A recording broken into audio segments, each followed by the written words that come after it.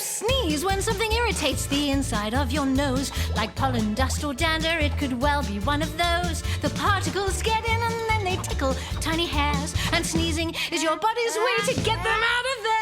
The nerves inside your nose set off a signal to your brain to say there's something in here and it simply can't remain. Your brain then tells your throat, your chest, and lots of muscles too to blow it out together with a powerful achoo! Achoo, achoo, achoo, achoo, achoo! Achoo! The air comes speeding out because the sneeze is super strong. So whatever irritates your nose won't stay there very long. When pollen, dust, or even germs are floating in the breeze, your body clears your nose out with a great big healthy sneeze.